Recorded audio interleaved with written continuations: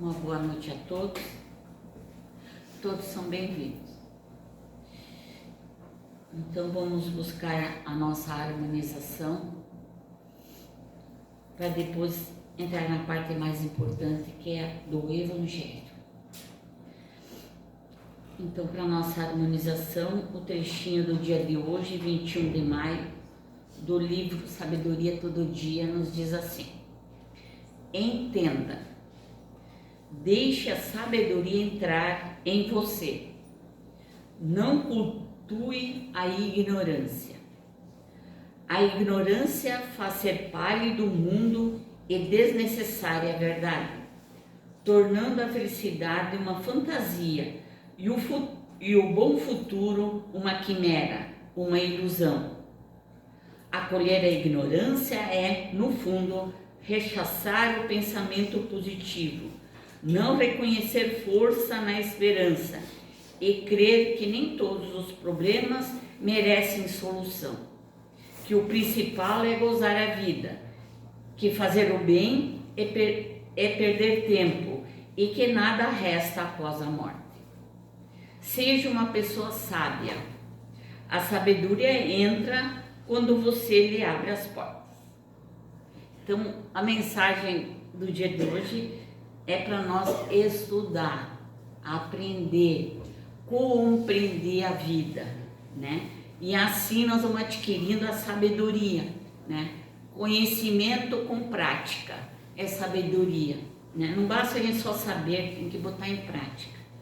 Então, temos que sair da ignorância, né? Porque a ignorância rechaça o pensamento, nega o pensamento positivo. Não, tudo não ajuda, fica o negativista, né?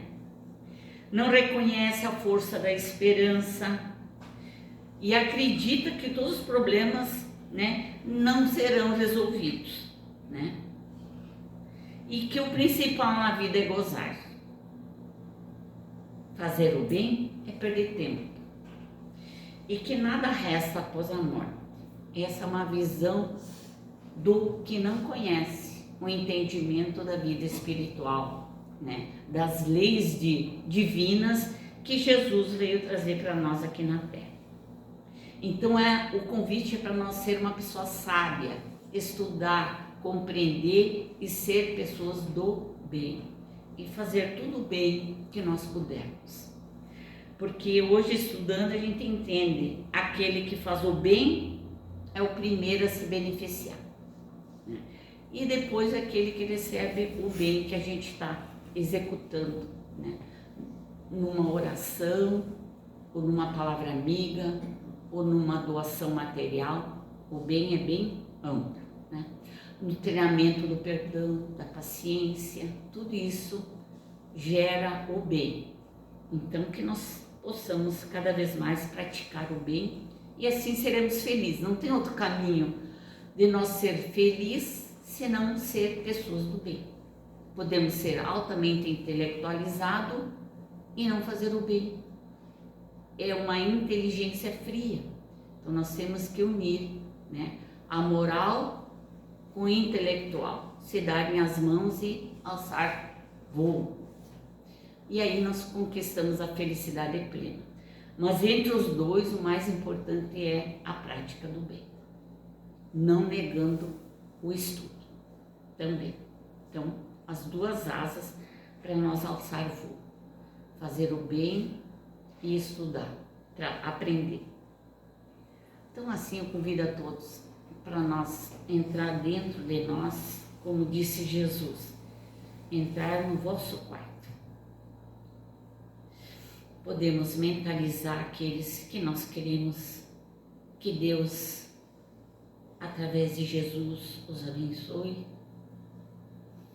E assim, Senhor, te agradecemos a oportunidade que temos nessa noite de aqui estarmos na busca do aprendizado. E que todos nós possamos bem compreender mais um pouquinho dos teus santos ensinamentos, para nos tornarmos verdadeiramente cristãos.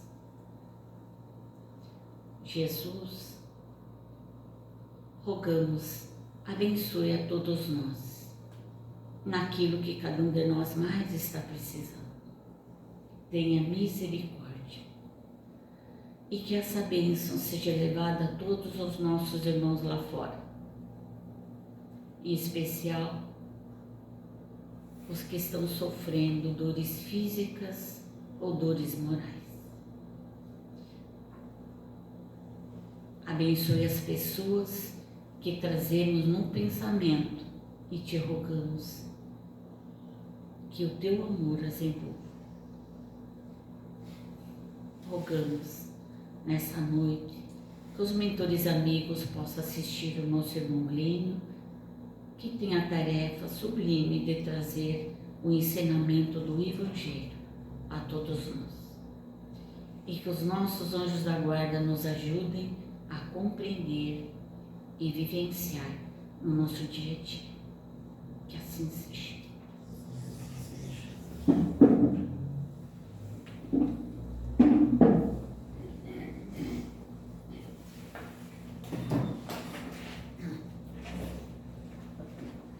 Muito boa noite a todos. Na mensagem da abertura de hoje, linka com o assunto que nós vamos trazer agora, pensando que é perda de tempo fazer o bem. Então nós vamos falar a continuação do capítulo 16, que tem como servir a Deus e a Mamon. Achar que é perda de tempo porque eu sou autossuficiente financeiramente, que eu não posso fazer o bem, vem o Espiritismo na sua luz nos ensinar que é totalmente ao contrário. Temos a obrigação ainda mais de fazer o bem. Então, nós começamos agora pedindo a Jesus que nos abençoe, e nos auxilie no entendimento do Evangelho da noite de hoje. Então, seguindo o capítulo 16, dando seguimento, servir a Deus e a Mamon. Nós vamos estudar hoje o item 2, que é salvação dos ricos, e o item 7, que o tema é utilidade providencial da fortuna. Então, começamos com o item 2. Salvação dos ricos nos diz assim: E eis que chegando-se ele a um, lhe disse: Bom mestre, que obras boas devo eu fazer para alcançar a vida eterna? Jesus lhe respondeu: Por que me perguntas tu o que é bom? Bom só Deus o é. Porém, se tu queres entrar na vida, guarda os mandamentos.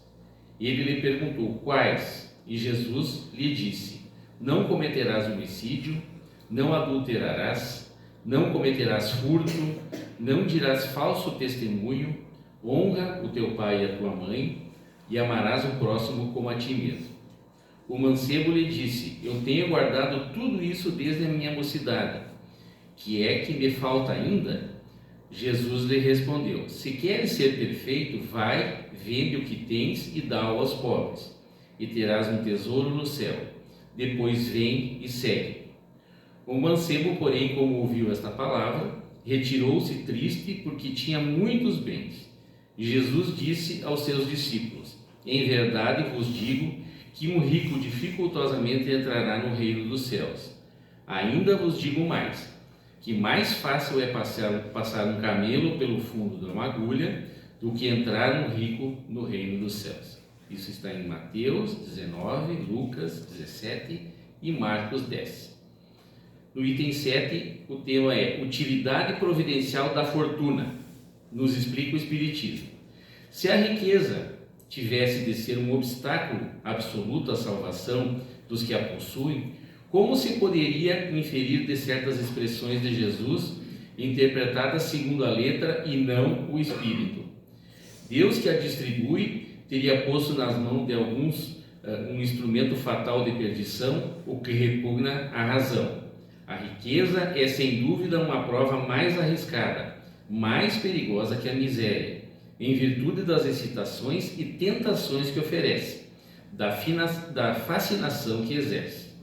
É o supremo excitante do orgulho, do egoísmo e da vida sensual, e é que mais poderosamente liga o homem à terra e desvia os seus pensamentos do céu.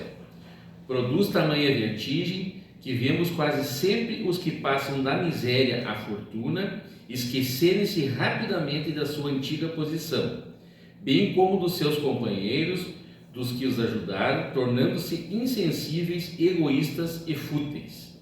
Mas por tornar o caminho mais difícil, não se segue que o torne inviável, e não possa vir a ser um meio de salvação nas mãos do que o sabe utilizar, como certos venenos que restabelecem a saúde quando empregados a propósito e com discernimento.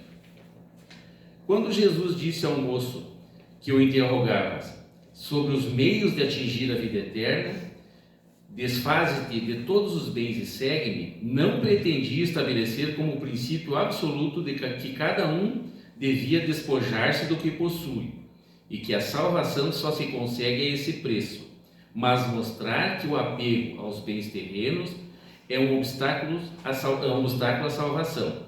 Aquele moço, com efeito, julgava-se quite com a lei, porque havia observado certos mandamentos, e, no entanto, recuava a ideia de abandonar seus bens.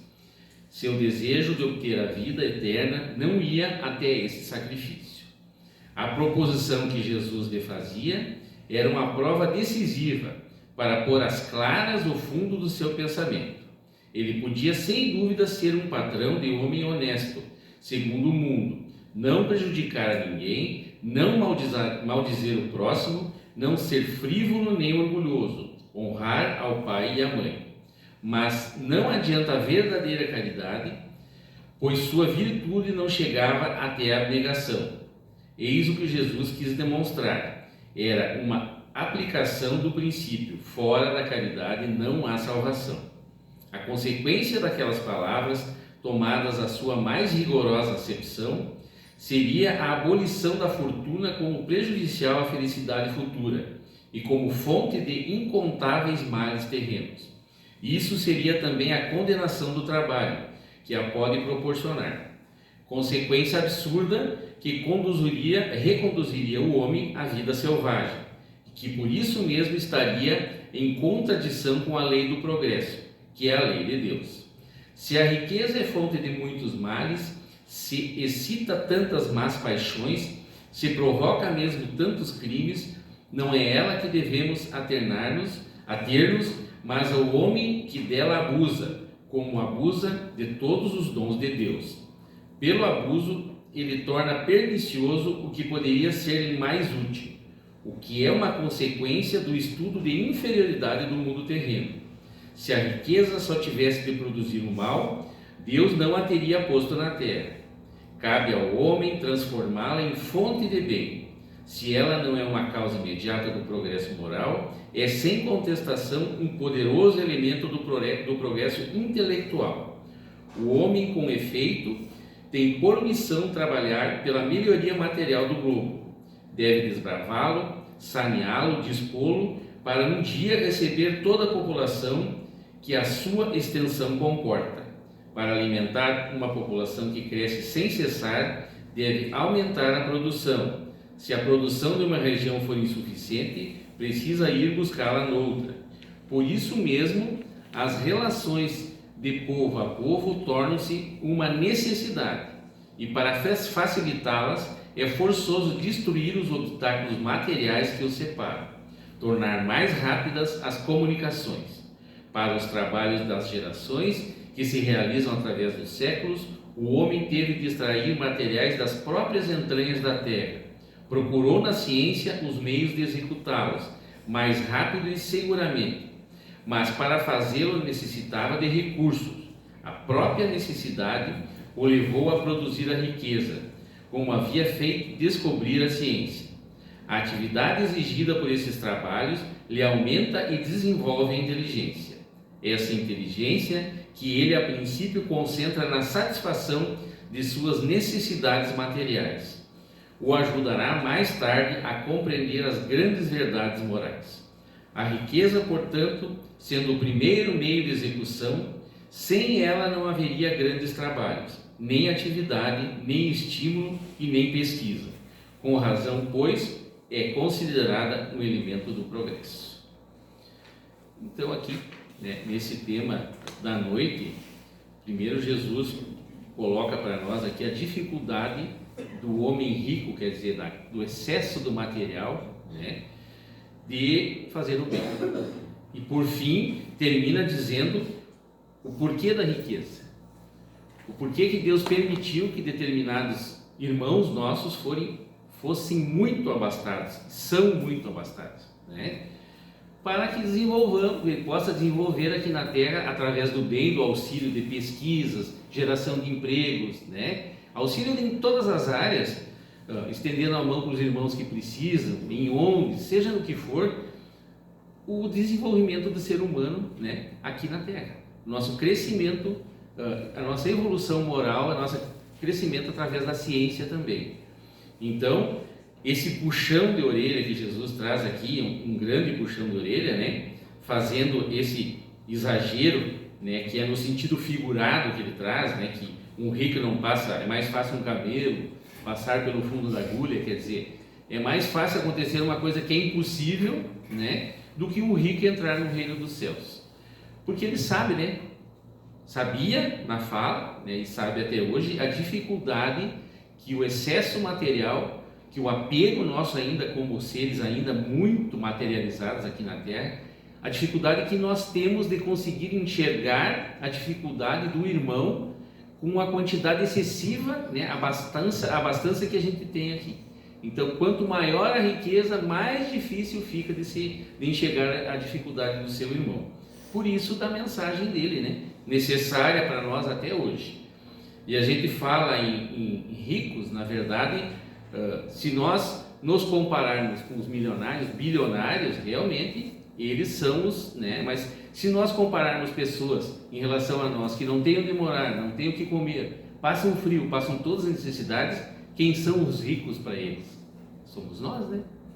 Nós não nos falta nada. Então, se nós não falta nada e muitas vezes sobra, né? Para essas pessoas, para esses irmãos que são necessitados, nós somos os ricos para eles. Então, aqui a gente põe, não é só no nível dos que têm uma abastança muito grande material, né? Mas também quem tem um bom pouco, né? E eu acho que todos nós temos, porque não nos falta comida, não nos falta agasalho, não nos falta lugar onde morar, não nos falta medicamento, se estamos doentes temos onde ser atendidos, né? Então, nós somos ricos também, né? Então, na verdade, é para todos nós, não é só para quem tem muito, né? Para quem tem mais que os outros, na verdade, né? O que fala aqui. E aqui ele trouxe para o rapaz esse, né? Para o mancebo, como fala aqui, né? Se queres ser perfeito, vai e vende tudo que tens, dá aos pobres e terás um tesouro no céu. Depois vem e segue. Na verdade, também é no sentido figurado, né? Vai e vende tudo. Quer dizer, então, de abastado ele vai passar a ser miserável. Não foi nesse sentido, né, que Jesus falou. Para ele usar os bens que tem em excesso, né, no auxílio dos irmãos que necessitam, Jesus quis falar para ele. E vem e segue-me, quer dizer, segue o meu exemplo, né? Segue como eu sou, segue os meus ensinamentos, né, de amor, de bondade, de empatia, de caridade, que Jesus é para nós, né? Então, isso é que ele estava puxando as orelhas desse irmão, né, para ele se acordar. Só que o irmão falou todas as virtudes dele, que está descrito aqui, mas quando chegou na parte do bolso do dinheiro, ele correu, ele foi embora. Que é nós, né? É nós. Ainda somos. Melhoramos, claro, com certeza, mas ainda temos muitas dificuldades, né, em relação ao nosso orgulho, ao nosso egoísmo, né? Queremos mais e mais e mais. Se nós tivermos chance, a gente vai querer cada vez mais, né? Se eu tenho uma casa, eu quero duas. Se eu tenho duas, eu quero quatro, né? Se eu tenho, e vou aumentando a minha riqueza. Qual é o sentido disso, né? Se eu tenho do meu trabalho o suficiente para mim me manter e manter a minha família, né? Então a gente vê que realmente a nossa pouca evolução que nos faz em relação a isso. Se o aumento da nossa riqueza for com um intuito, né, de boa parte dela você auxiliar o teu semelhante, excelente, maravilhoso, é o que Jesus está ensinando para nós, né? Mas na verdade, na maioria não é, né? Infelizmente não é. E aqui fala da utilidade providencial da fortuna, né? Na verdade, aquele irmão que já nasce num lar que tem muito dinheiro, né, que tem muito material, né, é a permissão divina de ele ter uma ferramenta para trabalhar no bem. Ele não vai precisar fazer esforço nenhum, porque ele já está numa família que tem grandes condições. Aí vem o teste, realmente. O que eu vou fazer com isso que Deus me colocou, né? Com essa minha conta bancária enorme, o que eu vou fazer? Vou pensar só em mim e nos meus? Ou eu vou ver a necessidade dos meus irmãos que estão aqui na Terra, necessitando de tanta coisa, né? Eu vou auxiliar seja no que for. Aqui fala na ciência, né? A importância dos grandes empresários auxiliarem as pesquisas, né? Ajudarem a ciência, né? Quanto recurso, né, pode vir da ciência por esse empreendimento financeiro para melhorar a nossa qualidade de vida, de diminuir as nossas doenças, as nossas dores físicas que a gente tem, né? Quanta doença nós temos aí que são desafios para nós, né? São provas que foram colocadas na nossa vida através da dor no corpo físico, né? Das dificuldades que nós temos. O tamanho do auxílio, o tamanho do amor ao próximo seria você auxiliar, dando um exemplo só, né? Ajudando em determinadas pesquisas, né? Você ter a certeza que o teu dinheiro vai ser aplicado naquilo que só vai trazer o bem para o ser humano, né? Que vai ter um retorno maravilhoso no bem, né?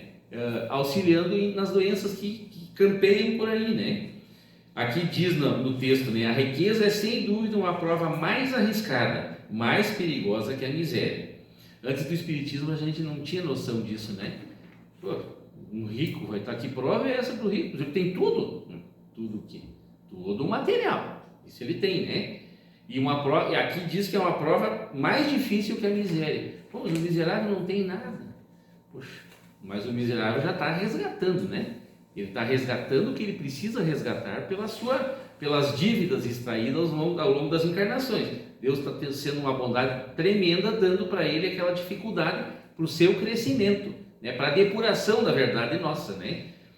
E já o rico, né? Aqui fala, né? Que é uma prova mais arriscada do que a miséria, em virtude das excitações e das tentações que oferece, da fascinação que exerce. O dinheiro fascina, né? Realmente. Por isso tem tanto desvio de dinheiro por aí, né? Olha se o dinheiro não fascina. Tantos corruptos, tanta gente por aí que se vale, né, de fazer o mal pegando um dinheiro que não é seu, porque o dinheiro traz muitas facilidades, né? Nos fascina por isso. O dinheiro abre ainda, né, no estágio que nós estamos aqui na Terra, abre portas demais para nós. Facilita muito. Nos dá poder, né? E o poder nas mãos erradas, a gente sabe, né? É uma coisa tenebrosa, é terrível, né? Então o poder corrompe, o poder faz você perder aqueles valores que você tinha. A gente vive muitos exemplos por aí, né? E o dinheiro faz isso, né? Te dá o poder, te dá a oportunidade de você decidir muitas coisas que você não tem capacidade de decisão, você não tem conhecimento de decisão, que você não tem o amor suficiente para decidir, né, com honestidade no bem. Então, realmente, olha se não é uma prova grandiosa, né? Na explanação da quinta passada, a nossa irmã Mara trouxe para nós, né, que imagina nós hoje na condição financeira que nós temos, dali a pouco você ganha um prêmio enorme, como tem aí, né? Tem prêmio toda semana. Se você vai lá jogar, tu corre o risco, né, entre aspas, de ganhar e ficar milionário da noite para o dia. Hoje tu tem uma vida assim, com teus valores assim. Daqui a pouco tu ganha a mega da virada, 500 milhões. O que tu vai fazer? Aqui em Santa Bárbara você não vai ficar. Não tem como. Como é que você vai ficar com uma fortuna dessa numa cidade que todo mundo conhece e vai saber que foi você que ganhou? Não tem como, né? Então primeiro você vai ter que fugir. Já começa errado, né? Você ganhou um dinheiro que você tem que fugir, parece que foi um dinheiro roubado. Mas fugir pela saúde da tua família, pela proteção dos teus parentes, você tem que ir embora. E aí, aquela fortuna, como é que você vai administrar? Tu tem capacidade de hoje ganhar um salário, né, normal, e daqui a pouco tu ganha uma fortuna dessa que tu não consegue gastar o juro por mês de tanto dinheiro que é. Nós teríamos capacidade de segurar. Então, olha se não é uma prova difícil, né? É só falando novamente o Espiritismo, né, para nos explicar em relação a você ter muita condição financeira. Isso aí acontece com os espíritos que encarnaram no meio de uma família milionária, bilionária.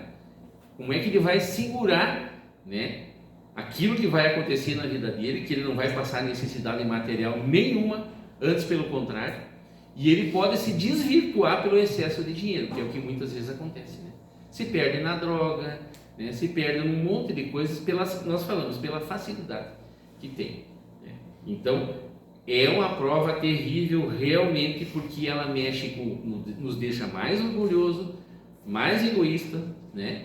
Nos transforma realmente. Então, é uma prova você aceitar quando vem encarnar numa família muito rica e abastada. E também, né, a questão de você aqui construiu através do teu trabalho a riqueza, e dali a pouco, né, a gente sabe de muitos casos que o irmão se perdeu porque ele não segurou tanto dinheiro, não segurou aquela posição social, né, que ele não tinha e que ele passou a ter, e muitas vezes acabam se perdendo e não usando, né, como fala Jesus, para auxiliar o próximo, né, para fazer o bem. A riqueza, portanto, sendo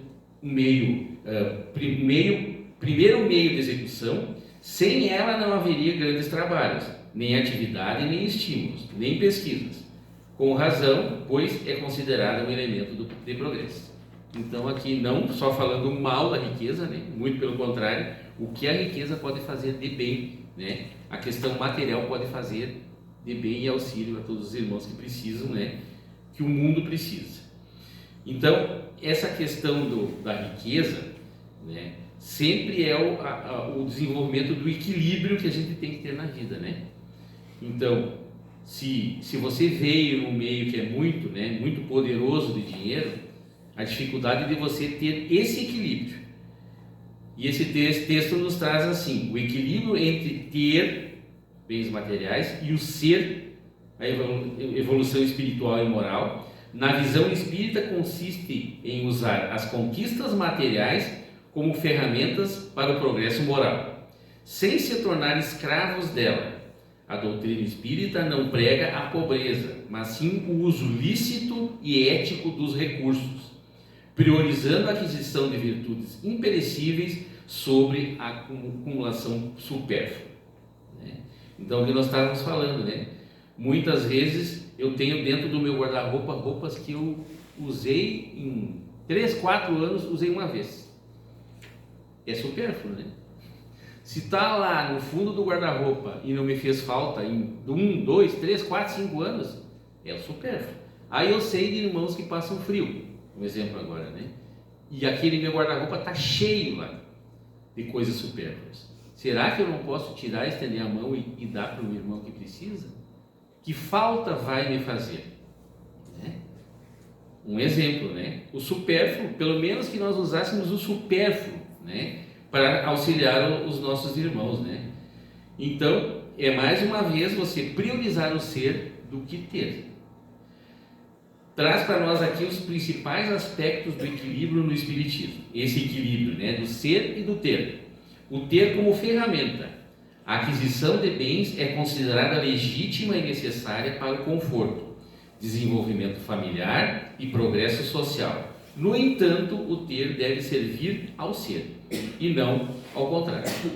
Então, esse apego excessivo ao dinheiro, ao materialismo, né, ao material, priorizando em relação ao ser, né, de você tentar ser uma pessoa melhor, né, é uma ferramenta que está sendo mal usada, a ferramenta que Deus permitiu que nós tivéssemos, né? Então, sempre o ser na frente do ter. Não que não seja necessário, como diz aqui, né? O Espiritismo não prega a pobreza, né? Até porque nós não temos capacidade de ser um São Francisco de Assis, né? De largar toda a riqueza da família e seguir Jesus. Esses foram missionários, né? Então, tudo que ele passou foi para nos ensinar, né? Francisco passou porque ele seguiu, né, ao pé da letra o que Jesus ensinou. Mas quantos tiveram isso aqui na Terra? Bem poucos, né? Bem poucos. E a gente fala em relação à riqueza, todos os grandes exemplos para nós na Terra eram pobres. Todos tinham muito pouco recurso financeiro. Podem buscar, como vocês quiserem, né?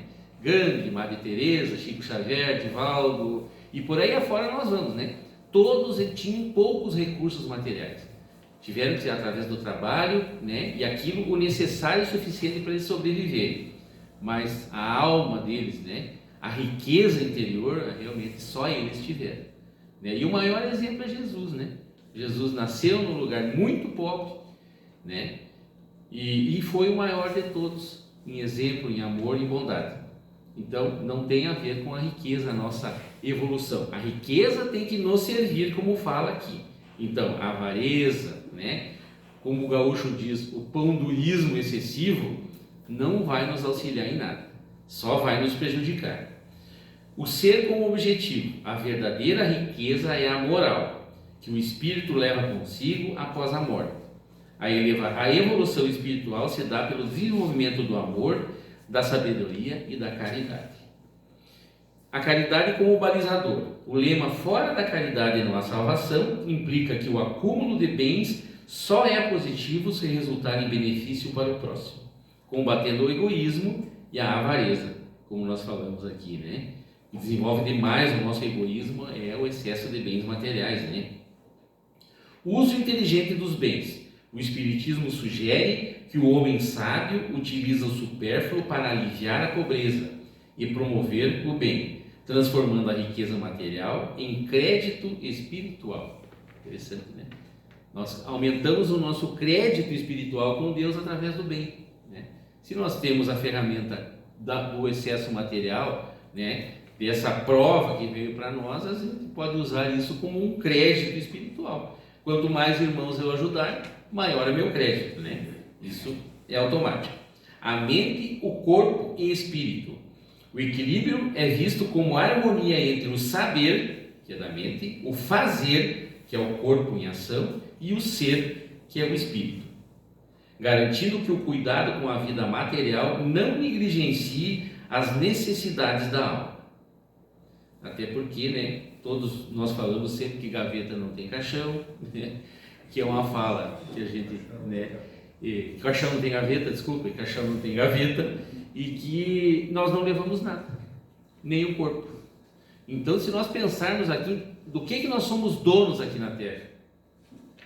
Nada. Só da minha consciência. Essa sim, né? Essa Deus permitiu, né, dentro do nosso espírito, que nós tivéssemos um lugarzinho lá, que nós temos a nossa consciência, e essa sim eu tenho o livre-arbítrio de fazer o que eu quiser, né? E depois responder por isso. Mas é só. Nem o corpo nós levamos. O meu corpo não é teu corpo, nada. O corpo está emprestado por Deus. O bilionário, a riqueza não é dele, está emprestado por Deus. Tudo está emprestado por Deus para nós. E Ele retira. E chega uma hora que sai, né? Então, que nós acordamos em relação a isso, né? Então, para encerrar aqui, meus irmãos, para nós não se alongar demais nessa noite fria, tem a cena do filme Diário de um Espírito, não sei se os irmãos já assistiram, tem a presença de Bezerra de Menezes, né? O médico mais caridoso e bondoso que já teve aqui no nosso planeta, né? E que continua nos auxiliando, né? Que fala sobre o excesso do apego ao materialismo. Eu achei muito interessante e cabe no nosso assunto de hoje. Então, essa passagem do filme nos diz assim: conta-se que o Dr. Adolfo Bezerra de Menezes orientava no Rio de Janeiro uma reunião de estudos espíritas, com a palavra livre para todos. Quando, após comentários diversos, perguntou se mais alguém desejava expressar-se nos temas da noite. Foi então que renomado homem, seu amigo pessoal, lhe dirigiu veemente provocação: Bezerra, continua ateu. Não somente por meus colegas, mas também por mim, venho convidá-lo a um debate público a fim de provarmos a solidez e firmeza do materialismo contra as pretensões do espiritismo. E previno a você que o materialismo já levantou extensa lista de médiuns fraudulentos, de chamados sensitivos, que reconheceram os seus próprios enganos e desertaram das fileiras espíritas, dos ilusionistas que operam em nome de poderes imaginários da mente, e com essa relação apresentaremos outro rol de experimentadores que demonstraram a inexistência da comunicação com os mortos, e dos estudiosos ludibriados por vasta súcia de espertalhões. Esperamos que você e os espíritas aceitem o nosso desafio. Bezerra concentrou-se em prece alguns instantes e em seguida respondeu, aliando energia e brandura: aceitamos o desafio, mas tragam também ao debate aqueles que o materialismo tenha soerguido moralmente no mundo, os malfeitores que o materialismo tenha regenerado para a dignidade humana, os infelizes aos quais haja devolvido o ânimo de viver, os doentes da alma que o materialismo tenha arrebatado às fronteiras da loucura, as vítimas de tentações escabrosas que haja restituído a paz no coração, as mulheres infortunadas que terá arrancado o desequilíbrio, os irmãos desditosos a quem a morte roubou os entes queridos, a cujo sentimento extremo na dor que o materialismo tenha estendido o calor da esperança, as viúvas e os órfãos que o materialismo tenha confortado, cujas energias terá escorado para não desfalecerem de saudade ante as cinzas do túmulo, os caluniados aos quais terá ensinado o perdão das afrontas, os que foram prejudicados por atos de selvageria social mascarados pela legalidade, os acusados injustamente de cujo espírito rebelado terá subtraído o fel da revolta, substituindo-o pelo bálsamo da tolerância, os companheiros da humanidade que vieram no berço cegos ou mutilados, enfermos ou paralíticos, aos quais o materialismo terá tranquilizado com princípios de justiça, para que aceitem pacificamente o quinhão de lágrimas que o mundo lhes reservou.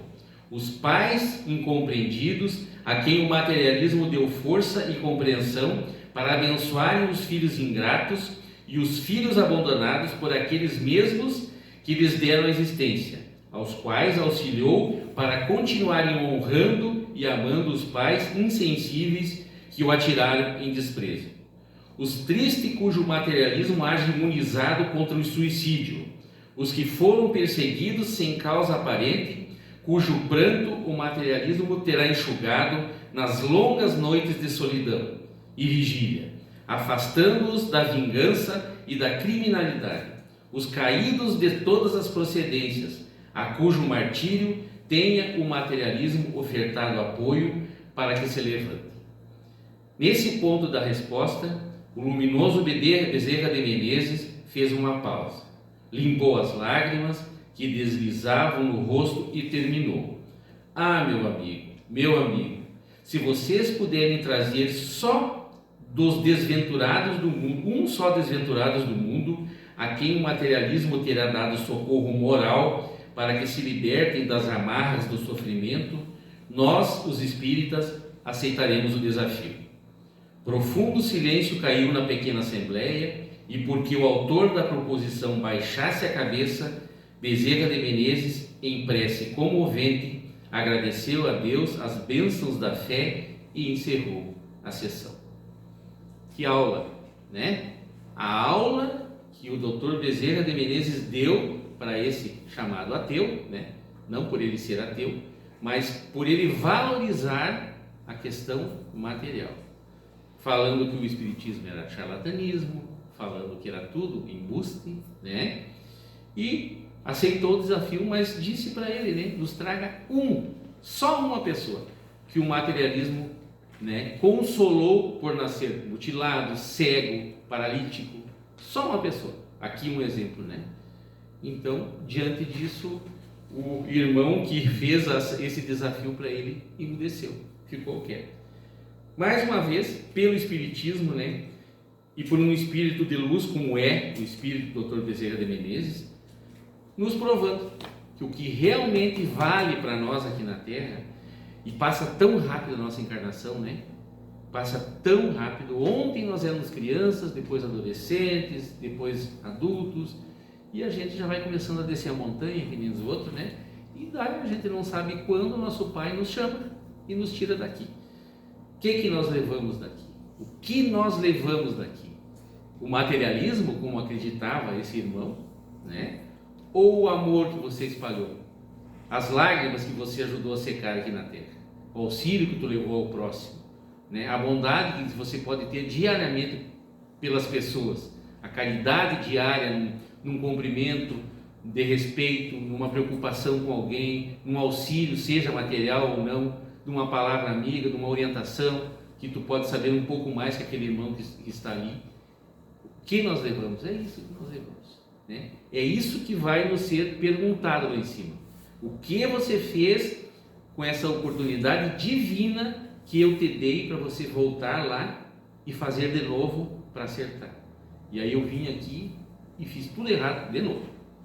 Não que Deus não vá nos dar chance de novo, porque Ele é mais teimoso que nós, né? Mas temos que aproveitar. Essa encarnação é uma bênção para nós. Nós temos que entender que Deus nos ama demais e nos perdoa, nos deixando voltar, né? Deixando o filho recomeçar, deixando o filho pródigo ter uma nova chance para melhorar e diminuir os erros que ele teve na saída que ele fez, né, nessa encarnação. Então, mais uma vez, o Espiritismo, pela sua luz, né, o tamanho da luz do Espiritismo vem trazer para nós o esclarecimento que a dificuldade maior é o excesso material e não o pouco material, né? Que nós pensávamos totalmente o contrário. Para que quem tem um pouco mais de condição, auxilie aquele irmão que está passando necessidade e fome, que está passando misérias, que está sofrendo por falta de tudo, material, né? E que nós nos damos conta que o principal realmente é fazer o bem. Como disse a mensagem de hoje, né? Como vale a pena fazer o bem? É a única forma que nós temos de nos melhorarmos, né? E quando nós saímos daqui, chegarmos lá, nós não ficarmos com tanta vergonha, né? Com tantos erros que nós já cometemos aqui, mas também podemos ter na nossa continha lá vários acertos, né? Eu consegui aqui, não acertava na última e essa eu acertei, essa questão, né? Marquei um pontinho. Então que sigamos firmes, né?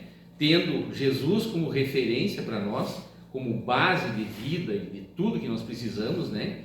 E pelo Espiritismo, né? Por esse Consolador maravilhoso que veio mudar realmente o entendimento do ser humano aqui na Terra, né? E antes a boa parte realmente era tudo fantasiado, era tudo exagerado em determinadas coisas que não tem valor, né? Então, que nós possamos aproveitar cada vez mais a luz do Espiritismo, né? E pelo entendimento melhorar a nossa parte intelectual, como falou a mensagem, e pôr em prática a nossa parte moral com esse ensinamento. Que Deus nos abençoe, que assim seja.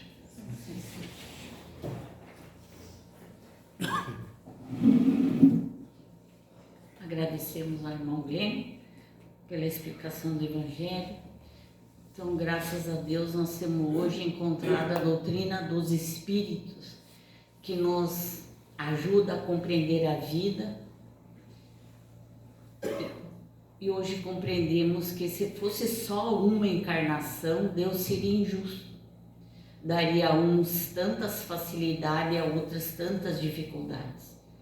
Quando a gente vê e compreende a doutrina espírita, que tivemos um ontem, temos um hoje, vamos ter um amanhã, e assim sucessivamente, até aprender tudo que comporta no planeta Terra, e depois nós vamos escalar uma escola mais evoluída. Então é o esforço nosso, de cada um, fazer a sua parte. E dentro da doutrina, explica claramente a riqueza material é para nós desenvolver duas virtudes básicas: a caridade, praticar a caridade, e a abnegação, esquecer de si e ir auxiliar os outros, né? Então, como o Glenn explicou ali, a riqueza nós precisamos para as pesquisas, para aproximar os povos. Hoje tu tem um avião, facilmente tu leva socorro de um país ao outro, de uma distância ao outro, né? Teve que ter pessoas que tivessem recursos para financiar tudo isso. Então a riqueza é uma bênção, quando bem gerada. E ela, um dos maiores também atributos de ter a riqueza nas nossas mãos é gerar emprego, para dignificar o ser humano. E ao pobre, que é o oposto, é para treinar outras duas virtudes, que é a humildade e a resignação. Não se revoltar, aceitar e ir à luta, né? Então são dois aprendizados na escola. E que nós já passamos pela riqueza, talvez, ou com certeza, e também pela pobreza. Vamos passar ou já passamos. São aprendizados para nós, não são castigos, são aprendizados. E hoje nós entendemos que ser feliz não depende de ter, e sim de ser bom. Eu posso ser pobre e pessoa boa, como posso ser pobre e ruim. Eu posso ser rica e boa, ou rica e ruim. Então a escolha é do espírito. Cada um vai ter que responder por suas escolhas. Graças a Deus, estamos compreendendo a vida. E isso nos dá uma paz, um entendimento e a mudança de dentro para fora. Então quero convidar os irmãos, segunda que vem, dia 25, vai ter a palestra Vida, Desafios e Soluções, com o nosso irmão José Amaral aqui de Panambi. É muito bom palestrante. Venham para nós aprender mais um pouquinho. São todos bem-vindos. E convido mais gente para aproveitar o banquete de ensinamento espiritual. Então agora vamos agradecer a Deus o aprendizado da noite de hoje e rogar a Deus que nos ajude a cada um de nós fazer a nossa parte onde Ele nos colocou. Usar a nossa riqueza material, que todos temos em maior ou menor grau, para o bem não só nosso, mas daqueles que mais precisam. E também, Jesus, usar a riqueza intelectual que temos para servir a humanidade e crescer passo a passo em direção a Ti. Dá-nos, Senhor, a riqueza da humildade e assim seremos mais felizes, compreendendo os Teus ensinamentos que viessem na terra nos ensinar. Dai-nos humildade, sabedoria, amor a nós mesmos, amor ao nosso próximo. Jesus, abençoe aqueles que estão sofrendo nos hospitais, nos asilos, nas ruas, nos lares. Que todos e que cada um receba a Tua bênção, o Teu amparo. Jesus, nos ajude a ter paz em nós, no nosso lar e no mundo. Que governantes e governados trabalhem para o bem. E assim, Jesus, a terra se tornará aquilo que Tu disseste, um paraíso. Abençoe os passistas na tarefa de ministrar o passe. Abençoe aqueles que os nomes estão nas caixinhas, pedido de oração. E abençoe todos nós, que possamos sair daqui mais amorosos, mais caridosos, aonde o Senhor nos coloca. Que assim seja.